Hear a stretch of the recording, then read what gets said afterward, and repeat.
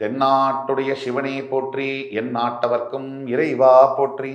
அன்பர்களே, நண்பர்களே, இந்த புத்தம் புதிய காணொலியில் உங்கள் அத்துணை பேரையும் சந்திப்பதில் மிக்க மகிழ்ச்சி கொள்கிறேன். பராபவ ஆண்டுல 12 ராசிகளுக்கான பலாபலன்கள் என்ன? அந்த வரிசையில் இன்னைக்கு நம்ம பார்க்க போறது தனுசு ராசி. காலபுருஷ தத்துவத்துக்கு 9ஆம் வீடு தனுசு ராசி.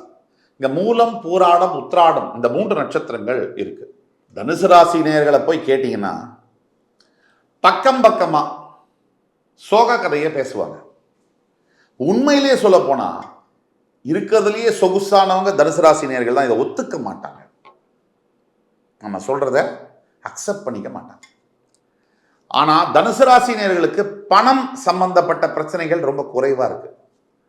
சில பேருக்கு பண பிரச்சனை இருந்தாலும் அதை விட பெருசா மனப்பிரச்சனை என்பது இருக்கு. தனுசு ராசிக்கு பத்தலை பத்தலை பத்தலை பத்தலை பத்தலை பத்தலை, என்ன நடந்தாலும் பத்தலை, எது கொடுத்தாலும் பத்தலை. தனுசு ராசி நேயர்கள், நீங்க என் மேல கோவப்பட்டாலும் சரி, என்ன உங்களுக்கு பிடிக்காம போனாலும் சரி, உண்மையை தான் சொல்றேன். உங்க வாழ்க்கையில வரக்கூடிய 100 பிரச்சனைகள்ல 85 பிரச்சனை நீங்களா உருவாக்குனது. நீங்க உருவாக்குனது தான் 85%. 15% விதி இல்ல கிரகம் கொண்டு வந்தது. சரி, பிரச்சனையே வந்துருச்சு, அந்த பிரச்சனை போறதுன்னா கூட நீங்க விட மாட்டீங்க. அந்த பிரச்சனையை புடிச்சு உலுக்கி எடுத்துடுறீங்க. உங்க கூட இருக்கிறவங்களுக்கெல்லாம் இந்த உண்மை தெரியும், உங்களுக்கு மட்டும் தெரியாது. இதுதான் தனுசு ராசி. பராபவ ஆண்டுல நீங்க என்ன எதிர்பார்க்கலாம், எதை செய்யலாம், எதை செய்யக்கூடாது, எதை எதிர்பார்த்து நம்பிக்கையோடு இருக்க முடியும், என்ன பரிகாரங்கள், இதை பத்தி பேசலாம் வாங்க. தனுசு ராசிக்கு தற்சமயம் 3ஆம் வீட்டில் ராகு, 4ஆம் வீட்டில் அர்த்தாஷ்டம சனி, 7ஆம் வீட்டில் குரு தன்னுடைய சொந்த வீடான உங்கள் ராசிநாதனான குரு உங்கள் வீட்டையே சமசப்தம பார்வையாக ஜூன் 2 வரைக்கும் பார்ப்பார். ஜூன் 2 முதல் உங்களுடைய ராசிக்கு 8ஆம் வீட்டில் மறைவார், மறைந்து உச்சம் பெறுவார். உங்கள் ராசியின் 12, 2, 4ஆம் வீடுகளை பார்க்க போகிறார். இப்போதைக்கு ராசிக்கு 9ஆம் வீட்டில் கேது. இதுதான் நிலைமை, இதை வச்சு பேசுவோம். தற்சமயம் குரு பலம், குரு பார்வை பெற்ற தனுசு ராசி அன்பர்கள், என்னையா குரு பார்வை? ஒரு மண்ணும் நடக்கல வாழ்க்கையில. குரு பார்த்தா என்ன, பார்க்கலைன்னா என்ன? இதை பேசாத தனுசு ராசி அன்பர்கள் இருக்கவே முடியாது. எப்பவுமே ஒரு விஷயத்தை புரிஞ்சுங்க, நம்ம நினைச்சபடியெல்லாம் நடக்கிறதுக்கு கடவுள் ஹோட்டல் பேரரோ நம்ம வீட்டு வேலைக்காரனோ இல்லை. கடவுள் நினைப்பார் நமக்கு எது நல்லது எது கெட்டதுன்னு. அதுபடி அவர் காயை நகர்த்திட்டு போறார்.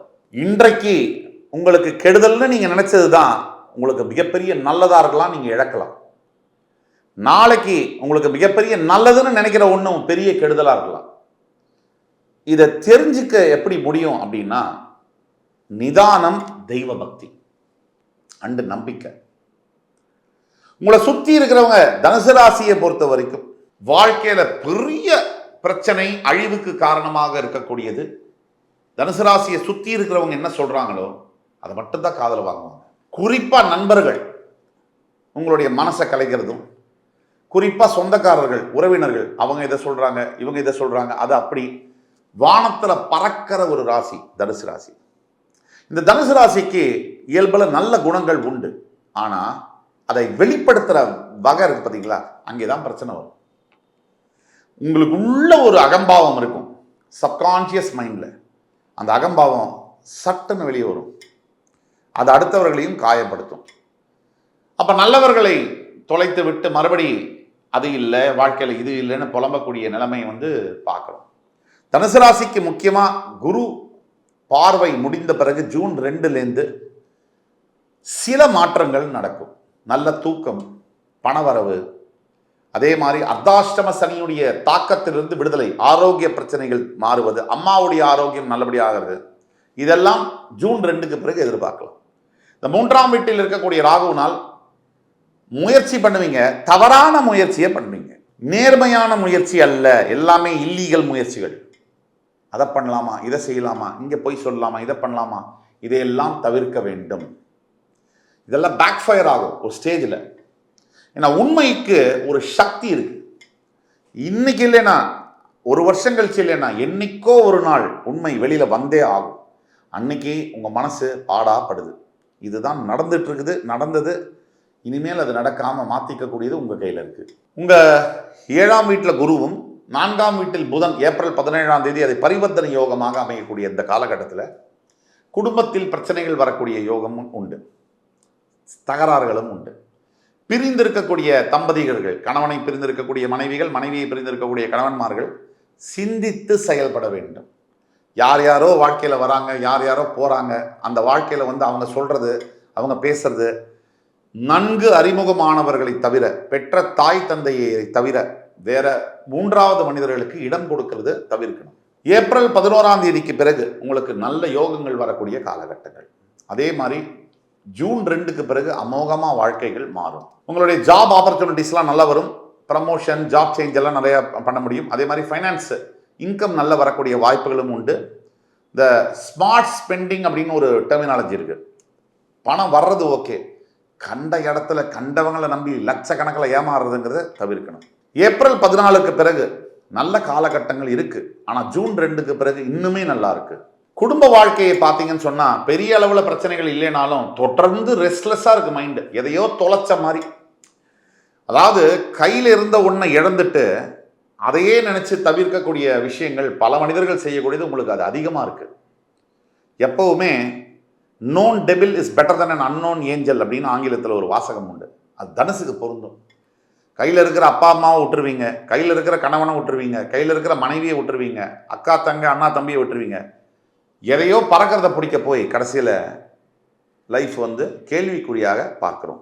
கண்டிப்பாக வேலை பலு என்பது அதிகமாக இருக்கும். ஒர்க் ப்ரெஷர் கம்மியாகாது. கண்டிப்பாக அதில் ஸ்ட்ரெஸ் இருக்கும், காம்படிஷன் அதிகமாக இருக்கும். அரசியல், வேலை செய்யக்கூடிய இடத்துல இருக்கக்கூடிய அரசியல் அதிகமாக இருக்கும். பின்னாடி கத்தியால் குத்துறது, பேக் ஸ்டாபிங் அப்படிங்கிறது அதிகமாக தான் இருக்கும். மாணவ மாணவியர்களுக்கு சூப்பர். இந்த நேரம் இனிமேல் எதிர்காலத்தில் என்ன படிக்க போகிறீங்க அப்படிங்கிறத பொறுமையாக திட்டமிடலாம். அந்த காலகட்டங்கள் இந்த காலகட்டம். இந்த ஏப்ரல், மே, ஜூனில் அடுத்த வாழ்க்கையில் என்ன செய்ய போகிறோம் அப்படின்னு தீர்மானம் பண்ணக்கூடிய காலகட்டங்கள். ஒட்டு மொத்தத்தில் பார்த்தீங்கன்னா ஒரு ஸ்மூத்தான பீரியடுன்னு சொல்ல முடியாது. உங்களோட பிறப்பு ஜாதகத்தில் என்ன தசாபுக்தி நடக்குது, இப்போ நம்ம சொல்லக்கூடியதெல்லாம் பொது பலன்கள். 25லேருந்து 30% வேலை செய்யும். உங்களுடைய ஜனன ஜாதகம், பிறப்பு ஜாதகம், அதில் என்ன தசாபுக்தி நடக்குது, அதில் லக்னம் என்ன, லக்னாதிபதி யார், இதையெல்லாம் பார்த்தால் நீங்கள் இப்போ கீழே கொடுக்கப்பட்டுள்ள வாட்ஸ்அப் நம்பர் எங்களை கான்டாக்ட் பண்ணி ஆன்லைன் கன்சல்டேஷன் எடுத்தீங்கன்னா உங்களுடைய ஜாதகத்தை, தனிப்பட்ட ஜாதகத்தை துல்லியமாக கணித்து தர முடியும். 200% அதில் உள்ள பலன்களை எடுத்து இதுதான் ஃப்யூச்சரில் நீங்கள் நடக்கும், இதை இப்படி மாற்றிக்கலாம், சரி செய்ய முடியும், கரெக்ட் டைரக்ஷன் கொடுக்க முடியும். ஆக கீழே கொடுக்கப்பட்டுள்ள நம்பரில் எங்களை கான்டாக்ட் பண்ணி நீங்கள் கன்சல்டேஷன் எடுக்கும் போது நானே நேரடியாகவோ ஆன்லைன்லேயோ உங்களோட பேசி உங்களுக்கான பாத், உங்களுடைய எதிர்கால வாழ்க்கைக்கான திட்டங்களை தெளிவாக சொல்ல முடியும். இப்போ இருக்கக்கூடிய பிளானட்டரி மூவ்மெண்ட், அர்த்தாஷ்டம சனி, குரு பயிற்சி, இதெல்லாம் வச்சு பார்க்கும்போது கொஞ்சம் சங்கடமான காலகட்டங்களில் தான் இருக்கீங்க. இருந்தாலும் காலம் ஓடிடும், இப்படியே மெதுவாக போகும். தெய்வ பக்தி மட்டும்தான் உங்களை காப்பாற்றும், வேற எதுவும் உங்களை காப்பாற்ற முடியாது. ஆன்மீக சிந்தனைகளும் தெய்வ பக்தி மட்டும்தான் உங்களை காப்பாற்றும். தனுசு ராசிக்காரர்களுக்கான பரிகாரம் என்ன? முதல்ல உங்களுடைய பரிகாரம் பெரியவர்களுக்கு மரியாதை தர வேண்டும். 2, உங்களுடைய பரிகாரம் எந்த விதமான முடிவையும் அவசரப்பட்டு எடுக்காதீங்க. 3, உங்களுடைய பரிகாரம் குலதெய்வ வழிபாடு. உங்களுடைய குலதெய்வம் யார், அந்த குலதெய்வத்தை நீங்கள் வழிபட வேண்டும். இந்த 3ம் மறுக்க முடியாத, தவிர்க்க முடியாத பரிகாரங்கள். இந்த காணொளி தனுசு ராசினியர்களுக்கு பிடிச்சிருக்கும்னு நம்புறேன். அடுத்து வரும் காணொலியில் என் அன்பிற்கினிய தனுசு ராசினியர்களே, உங்களை மறுபடி சந்திக்கும் வரை உங்களிடமிருந்து விடைபெறுவது உங்கள் சுபாஷ் பாலகிருஷ்ணன். நன்றி, வணக்கம், வாழ்க வளமுடன்.